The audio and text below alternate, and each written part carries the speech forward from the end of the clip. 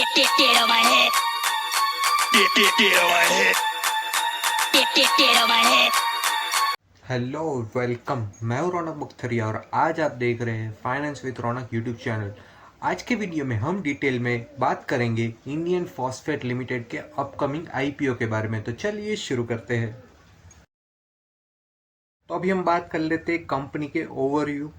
तो ये company Indian phosphate limited जो 1998 में एस्टेब्लिश्ड हुआ था, केमिकल मैन्युफैक्चरिंग सेक्टर में एक मेजर प्लेयर है। ये company linear alkyl benzene sulphonic acid मतलब LABSN 90% और सिंगल सुपर फॉस्फेट SSP और ग्रेन्यूल्स सिंगल सुपर फॉस्फेट मतलब GSSP प्रोड्यूस करती है। कंपनी का मैन्युफैक्चरिंग प्लांट राजस्थान के गिरवा रीजन में लोकेटेड है। तो ये तो था कंपनी के ओवरव्यू के बारे में। तो अभी हम बात कर लेते आईपीओ के ऑब्जेक्टिव्स के बारे में। तो ये इनके 3 मेजर ऑब्जेक्टिव्स है। फर्स्ट वन, नया मैन्युफैक्चरिंग फैसिलिटी सेटअप करने के लिए कंपनी क्यूडेलोर तमिलनाडु में एक नई फैसिलिटी एस्टैब्लिश करना चाहती है, जहां सल्फ्यूरिक एसिड LABSN 90% और मैग्नीशियम सल्फेट प्रोड्यूस किए जाएंगे। और दूसरा ऑब्जेक्टिव है वर्किंग कैपिटल रिक्वायरमेंट्स को मीट करना। आईपीओ से मिले फंड से कंपनी अपने वर्किंग कैपिटल को स्ट्रेंथन करेगी, जो रॉ मटेरियल प्रोक्योरमेंट और डेली ऑपरेशनल एक्सपेंसेस को सपोर्ट करेगा। तीसरा है जनरल कॉरपोरेट पर्पसेस। फंड्स का use operational enhancements, debt reduction, technology upgrades और फाइनेंशियल फ्लेक्सिबिलिटी इंप्रूव करने के लिए भी किया जाएगा।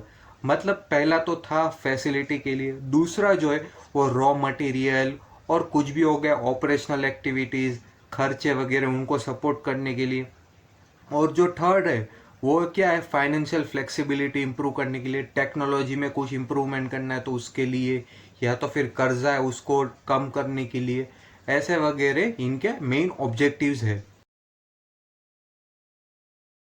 तो अभी आईपीओ के हाइलाइट्स पर नज़र डालते हैं। तो इंडियन फॉस्फेट लिमिटेड का आईपीओ 67.36 करोड़ के फिक्स्ड प्राइस इशू के साथ लॉन्च हो रहा है। प्राइस बैंड 94 से 99 पर शेयर के बीच में होगा।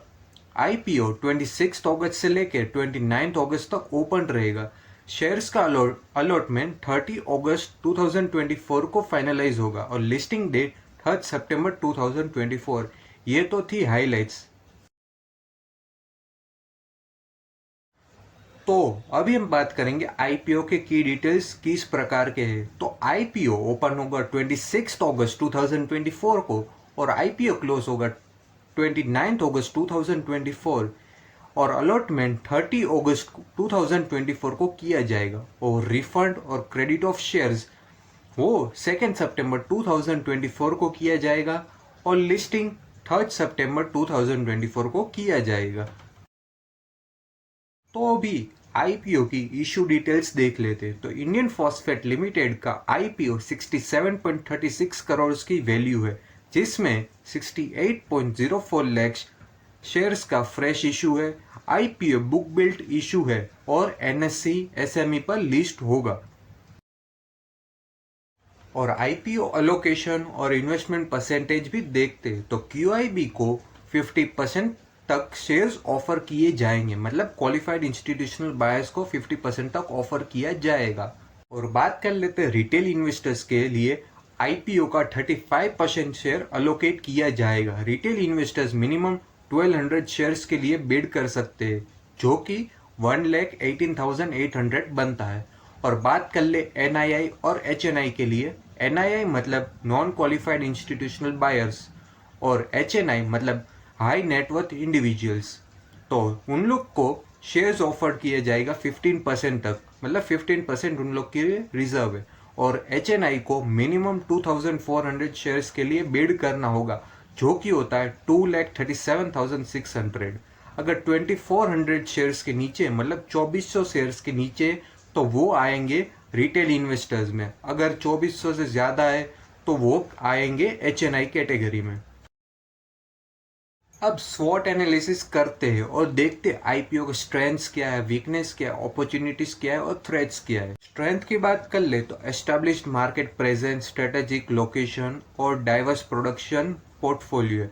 मतलब इनका वेल एस्टेब्लिश्ड मार्केट है और स्ट्रेटेजाइज लोकेशन, मतलब इनकी जो लोकेशन है वो काफ़ी अच्छी है और डाइवर्स प्रोडक्ट पोर्टफोलियो है, मतलब इनके प्रोडक्ट्स काफ़ी डाइवर्सिफाई है, तो इसमें कोई दिक्कत वाली बात नहीं है। और वीकनेस की बात कर ले तो हाई कैपिटल एक्सपेंडिचर है, रॉ मटेरियल प्राइसेस पर डिपेंडेंसी और लिमिटेड जियोग्राफिक रीजन है, मतलब इन लोग का जो कैपिटल एक्सपेंडिचर है वो बहुत ज़्यादा है, काफ़ी खर्चा हो रहा है, और रॉ मटेरियल की जो प्राइसेस है उनके ऊपर ज़्यादा इन लोग डिपेंडेंट है, और लिमिटेड जियोग्राफिक रीच है, मतलब काफ़ी उतना प्रोडक्शन नहीं है, थोड़े ही रीजन में है। बात कर ले अपॉर्चुनिटीज़ की तो केमिकल के ग्रोइंग डिमांड, एक्सपेंशन पोटेंशियल और सपोर्टिव गवर्नमेंट पॉलिसीज़ के लिए इन लोग को ज़्यादा से ज़्यादा अपॉर्चुनिटीज़ मिल सकती है इसमें ग्रो करने के लिए, ये सेक्टर में ग्रो करने के लिए। और थ्रेट्स की बात कर लूँ तो regulatory compliance challenges, market competition और इकोनॉमिक डाउनटर्न, मतलब काफ़ी कुछ रेगुलेटरी कंप्लायंसेस चैलेंजेस आते हैं, फिर मार्केट कंपटीशन बहुत ज़्यादा है, मतलब ये एक तो कंपनी है नहीं, काफ़ी सारी कंपनी है जो कॉम्पिटिट कर रही है। और इकोनॉमिक डाउनटर्न्स की बात कर ले तो काफ़ी इकोनॉमिक में गिरावट आ रही है, जैसे अभी मार्केट क्रैश हुआ था, फिर कुछ ना कुछ चल रहा है, पेंडेमिक वगैरह, वॉर चल रही है, तो उसकी वजह से इकोनॉमिक में बहुत सारा डाउनटर्न्स आ सकता है, उनकी वजह से इन लोग को काफ़ी ज़्यादा थ्रेट्स है।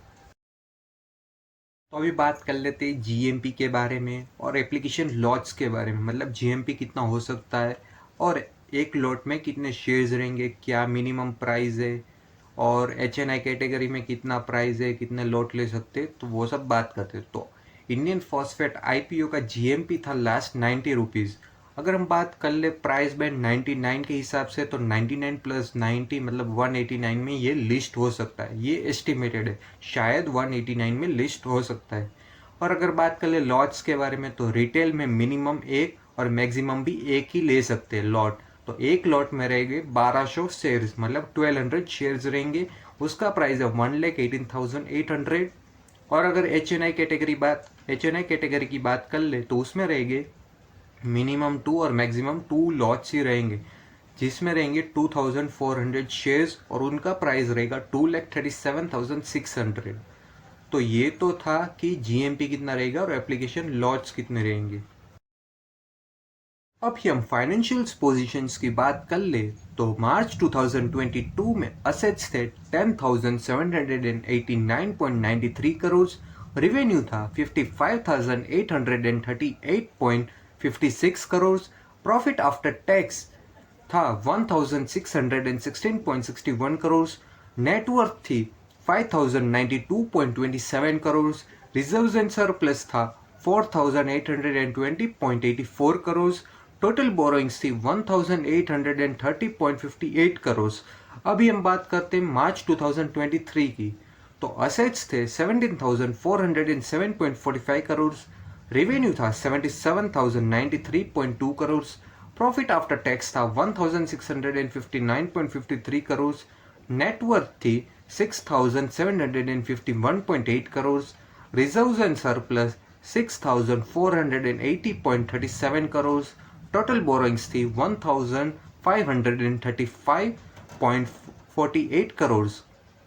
अभी हम बात कर लेते मार्च 2024 की, तो था असेट्स 25,518.6 करोड़, रेवेन्यू था 71,757.81 करोड़, प्रॉफिट आफ्टर टैक्स था 1,210.21 crore, net worth 8,099.06 crore, reserves and surplus 6,280.56 crore, total borrowings थी 4,023.17 करोड़। अभी हम बात कर ले फाइनेंशियल पोजीशंस, तो असेट्स काफ़ी तेज़ी से बढ़ रहे, लेकिन रिवेन्यू भी बढ़ रहा है, पहले मतलब 22 में कम था, 23 में बढ़ा, फिर 24 में थोड़ा कम हुआ, प्रॉफिट आफ्टर टैक्स कम हो रहा है, लेकिन नेटवर्थ बढ़ रही है, रिजर्व्स एंड सरप्लस भी बढ़ रहे हैं, मतलब बीच में ज़्यादा हो गए थे, अभी थोड़े कम हो गए, बोरोइंग्स काफ़ी ज़्यादा बढ़ रही है, तो फाइनेंशियल पोजीशन हम लोग बोल सकते हैं कि काफ़ी मिक्सड अप है, ना कुछ कम ना कुछ ज़्यादा, स्टेबल दिख रही है। तो ये था इंडियन फॉस्फेट लिमिटेड आईपीओ का डिटेल्ड ओवरव्यू। अगर आपको ये वीडियो हेल्पफुल लगा तो प्लीज़ लाइक करें, शेयर करें, सब्सक्राइब करें और फर्दर डिटेल्स के लिए डिस्क्रिप्शन चेक करना ना भूले। और हाँ, मैं कोई सेबी रजिस्टर्ड नहीं हूँ, ना ही मैं कोई फाइनेंशियल एडवाइज़र हूँ। ये एक रिसर्च थी आपके सामने, फिर ये आपके ऊपर है अगर आपको आईपीओ के लिए अप्लाई करना है या नहीं करना है। और अगर आपको आईपीओ के लिए अप्लाई करना है और डीमैट अकाउंट नहीं है तो मैं नीचे लिंक दे दूँगा डीमैट अकाउंट की। आप वो लिंक से जल्दी अपना डीमैट अकाउंट बनाएं और आईपीओ के लिए अप्लाई करें। और ऐसे ही नए नए वीडियोस देखने के लिए हमारे चैनल के साथ जुड़े रहे। बाय बाय, सी या, थैंक यू।